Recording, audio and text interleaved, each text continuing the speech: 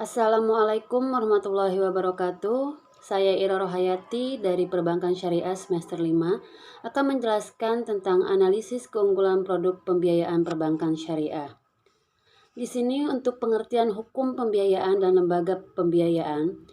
Hukum pembiayaan adalah hukum yang mengatur suatu kegiatan yang dilakukan dalam bentuk penyediaan dana bagi konsumen untuk pembelian barang yang pembayarannya dilakukan secara angsuran ataupun berkala oleh konsumen. Dan pengertian lembaga pembiayaan sendiri di sini adalah badan usaha di luar bank dan lembaga keuangan bukan bank yang khusus melakukan kegiatan dalam bidang usaha lembaga pembiayaan. Nah, pembiayaan syariah sendiri ini adalah alternatif zaman now ya.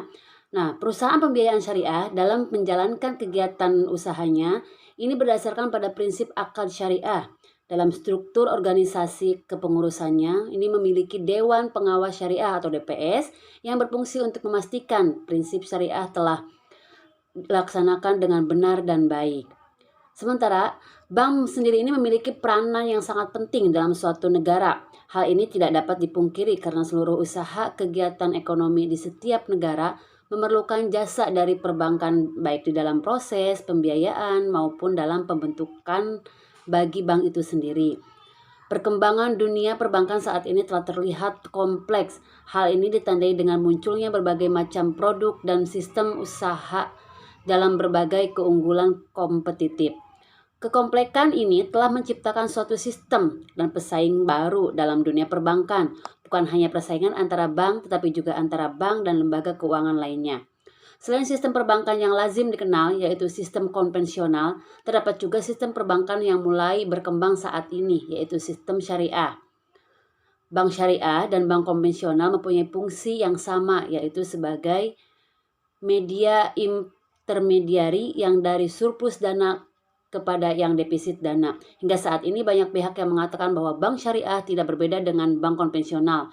Namun banyak referensi mengatakan bahwa bank syariah konsepnya sangat berbeda dengan bank konvensional. Adapun persamaannya hanya pada tataran pelaksanaannya, bukan pada tataran konsepnya. Konsep dari perbankan syariah itu sendiri adalah bank yang berdasarkan pada asas kemitraan, keadilan, transparansi, dan universal, serta melakukan kegiatan usaha perbankan berdasarkan syariah. Implementasinya adalah merupakan kerjasama antara pemilik modal dengan pengusaha untuk melakukan aktivitas usaha dengan harapan dapat mencapai suatu profit atau keuntungan yang diinginkan. Keuntungan yang dimaksud adalah bank sebagai pihak penyedia modal dengan penyalur modalnya kepada pengusaha, maka bank akan mendapatkan pendapatan, sedangkan bagi pihak pengusaha akan mendapatkan modal usaha. Sehingga pendapatan pengusaha juga akan meningkat.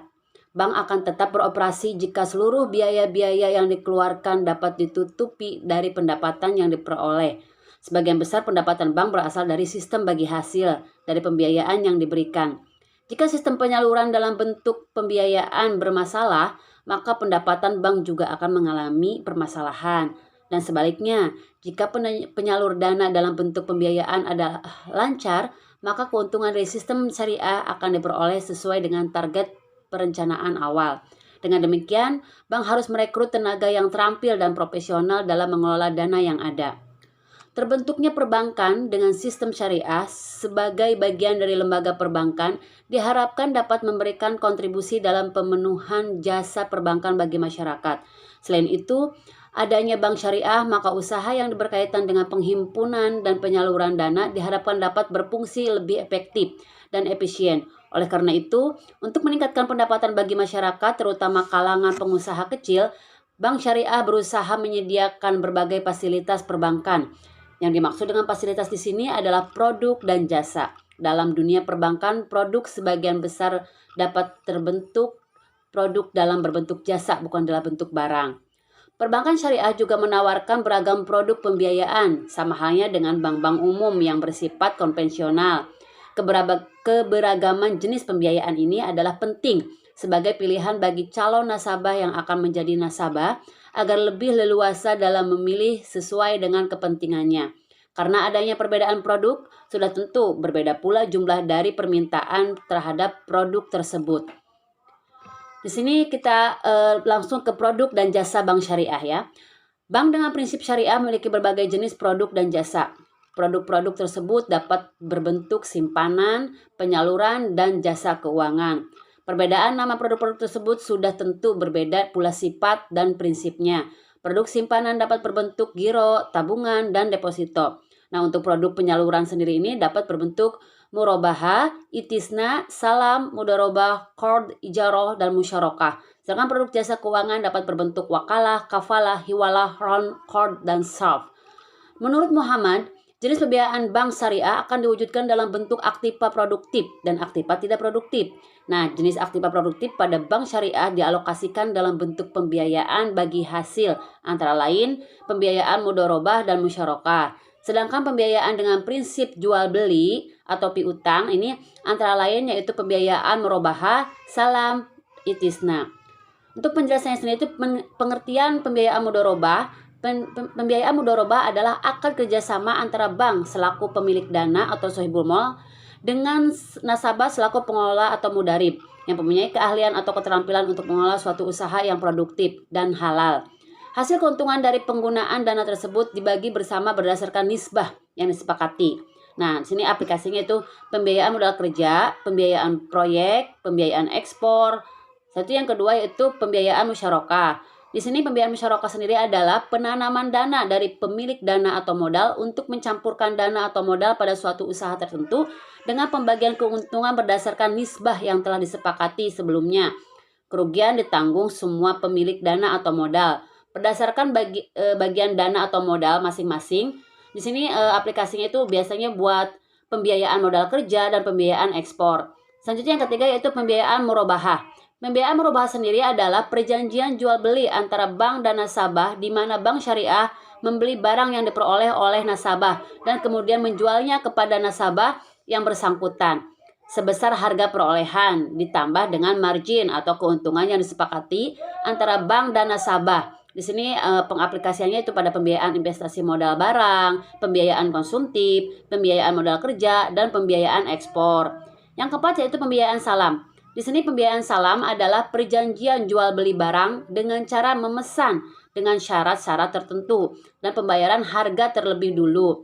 Biasanya aplikasinya itu yaitu pada pembiayaan sektor pertanian dan produk manufacturing. Yang kelima yaitu pembiayaan itisna. Pembiayaan itisna adalah perjanjian jual beli dalam bentuk pemesanan pembuatan barang dengan kriteria dan persyaratan tertentu yang disepakati antara pemesan dan penjual. Aplikasinya biasanya pembiayaan ini pada konstruksi atau proyek atau produk manufacturing. Yang keenam yaitu pembiayaan ijarah. Pembiayaan ijarah sendiri adalah perjanjian sewa menyewa suatu barang dalam waktu tertentu melalui pembayaran sewa. Biasanya ini pada pembiayaan sewa ya. Yang ketujuh yaitu pembiayaan qard. Pembiayaan qard atau talangan adalah penyediaan dana atau tagihan antara bank syariah dengan pihak peminjam yang mewajibkan pihak peminjam melakukan pembayaran sekaligus atau secara cicilan dalam jangka waktu tertentu. Sementara tantangan produk dalam perbankan syariah ini ada beberapa ahli ya. Beberapa ahli ekonomi ini mengatakan bahwa ketidakseimbangan manajemen dan kontrol disebut sebagai penyebab utama kurangnya minat bank syariah dalam melaksanakan akad dengan sistem bagi hasil. Sementara perusahaan mitra tidak mau terbuka terhadap urusan informasi kemajuan perusahaan. Apabila jika dalam akad pembiayaannya tidak dicantumkan secara jelas hak dan kewajiban masing-masing, faktor inilah yang menjadi kunci munculnya agency problem. Nah, kondisi ini akan semakin parah jika perusahaan mitra tidak bisa dipercaya atau pihak bank sendiri tidak mempercayai perusahaan mitra secara penuh. Karena potensi munculnya agency problem ini begitu besar, maka bank menganggap bahwa pembiayaan dengan akad musyarakah dan mudharabah merupakan pembiayaan yang beresiko tinggi, sehingga mereka harus berhati-hati dalam melakukan praktek pembiayaan ini. Biasanya mereka hanya akan melakukan pembiayaan dengan akad ini hanya kepada pihak-pihak yang sudah mapan dan dapat dipercaya saja. Nah, sementara apa sih kelemahan bank syariah? Di sini pendapat Carnen dan M. Syafi'i Antonio dalam bukunya Apa dan Bagaimana Bank Islam adalah sebagai berikut ya. Yang pertama itu utama kelemahan bank Islam adalah bahwa bank dengan sistem ini terlalu berprasangka baik kepada semua nasabahnya dan berasumsi bahwa semua orang yang terlibat dalam bank Islam adalah jujur. Dengan demikian, bank Islam sangat rawan terhadap mereka yang beritikad tidak baik, sehingga diperlukan usaha tambahan untuk mengawasi nasabah yang menerima pembiayaan dari bank Islam. Nah, yang kedua itu sistem bagi hasilnya ini memerlukan perhitungan-perhitungan yang rumit, terutama dalam menghitung bagian laba nasabah yang kecil-kecil dan yang nilai simpanannya di bank tidak tetap. Dengan demikian, kemungkinan salah hitung setiap saat bisa terjadi sehingga diperlukan kecermatan yang lebih besar dari bank konvensional. Yang ketiga yaitu karena bank ini membawa misi bagi hasil yang adil, maka bank Islam lebih memerlukan tenaga-tenaga profesional yang handal daripada bank konvensional. Kekeliruan dalam melalui proyek yang akan dibiayai bank dengan sistem bagi hasil akan membawa akibat yang lebih besar daripada yang dihadapi bank konvensional yang hasil pendapatannya sudah tetap dari bunga. Nah, kelemahan-kelemahan pemberian pembiayaan pada bank syariah ini juga dikemukakan oleh Dr. Muhammad Shobri Abdul Majid. Dalam notanya, penulis seorang pensyarah di Jabatan Ekonomi Fakultas Ekonomi dan Sains Perguruan UIM dalam artikelnya 6 kelemahan utama operasi perbankan Islam. Sini bahwa setidaknya wujud 6 kelemahan utama operasi perbankan Islam dewasa ini termasuk bank-bank Islam dalam rantau ini. Yang pertama yaitu cara pembiayaan bank Islam masih dinominasi oleh sistem markup atau menaikkan harga berbanding sistem profit loss sharing atau bagi hasil. Walaupun sistem pembiayaan markup ini dianggap halal, ia harus dihindari dan ditiadakan. Ini karena menurut Sidki tahun 83 dan Khan tahun 87, sistem ini akan membuka pintu belakang bagi amalan riba. Sistem pembiayaan perbankan Islam pada umumnya ada dua jenis, yaitu sistem bagi hasil dan sistem markup. Sistem bagi hasil sendiri ini adalah terdiri dari mudharabah dan musyarakah. Sistem pembiayaan mudharabah, pihak bank bertindak sebagai pemberi modal atau sahibul mail dalam sebuah usaha yang dijalankan oleh kewirausahaan atau pelanggan bank, di mana keuntungan dan kerugian usaha akan dinikmati bersama sesuai dengan perjanjian. Sementara itu, musyarakah dalam sistem pembiayaan yang selain bertindak sebagai pemberi modal, pihak bank pada masa yang sama juga bertindak sebagai pelaku usaha bersama-sama pelanggan bank berkenaan. Yang kedua yaitu struktur pembiayaan bank Islam masih didominasi sistem pembiayaan jangka pendek berbanding sistem pembiayaan jangka sederhana dan panjang. Bank Islam sendiri ini masih memiliki sistem markup seperti mudharabah dan ijarah yang umumnya bersifat jangka pendek berbanding dengan sistem bagi hasil yang relatif bersifat jangka sederhana dan panjang. Dengan lain perkataan, struktur pembiayaan Bank Islam lebih difokuskan bagi menjaga keuntungan sendiri atau tidak mau mengambil risiko. Sini berbanding daripada mengoptimumkan keuntungan pelanggannya. Nah, yang ketiga yaitu dalam pemberian pinjaman, Bank Islam lebih mengutamakan sektor perdagangan keuangan dan penghormatan berbanding sektor-sektor pertanian dan industri. Padahal sektor pertanian dan industri yang sepatutnya mendapat keutamaan karena keduanya merupakan penerus utama pembangunan dan kesejahteraan ekonomi umat. Yang keempat yaitu Bank Islam masih tidak boleh melepaskan operasinya daripada perangkap riba. Bank Islam masih harus menyimpan simpanannya di bank pusat seperti Bank Negara di Malaysia dan Bank Indonesia di Indonesia. Dan bahkan kelebihan dana mereka sering disimpan di bank-bank konvensional lain, baik di dalam ataupun di luar negeri yang operasinya masih berkonsepkan riba.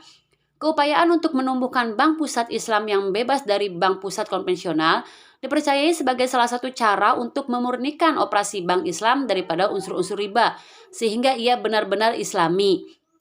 Yang kelima yaitu dalam memberi pinjaman kepada pelanggan, Bank Islam masih meminta jaminan atau kolateral kewenangan karena takut menghadapi risiko. Padahal idealnya dalam memberi pinjaman kepada para pelanggan, Bank Islam tidak dibenarkan meminta jaminan terhadap uang yang dipinjamkan kepada pelanggan. Ironinya Bank Islam ternyata telah menetapkan jumlah jaminan yang relatif lebih besar dibanding daripada yang dipungut bank konvensional lainnya. Maka kita tidak perlu heran apabila sering mendengar informasi dari masyarakat bahwa mengambil pinjaman uang di bank-bank di ribawi jauh lebih murah, mudah dan menguntungkan berbanding dengan bank Islam. Yang keenam atau terakhir yaitu seperti yang disebutkan sebelum ini, Bank Islam lebih mengutamakan keuntungannya berbanding daripada permasalahan pelanggan. Buktinya jumlah pinjaman sosial seperti Qard, Al-Hasan yang bersifat bantuan atau hibah pinjaman yang tidak mengharuskan para peminjam membayar bunga, ini melainkan kewajiban membayar modalnya saja, sama sekali tidak terdapat dalam bank Islam. Kalaupun ada, jumlahnya sungguh sangat sedikit sekali. Dengan perkataan lain, pembiayaan zero return basis ini harus diberikan perhatian seimbang dengan penyediaan pinjaman sosial kepada individu atau organisasi-organisasi Islam, sama ada disalurkan dalam bentuk keuangan atau modal ataupun dalam bentuk harta, peralatan dan bahan baku. Namun perlu diingat bahwa dalam memberikan pinjaman sosial ini pihak bank berhak memungut biaya perkhidmatan atau pentadbiran sekedarnya saja ya, cukup untuk menampung biaya persyaratannya itu. Mungkin demikian penjelasan atau analisis saya tentang biaya produk pembiayaan perbankan syariah.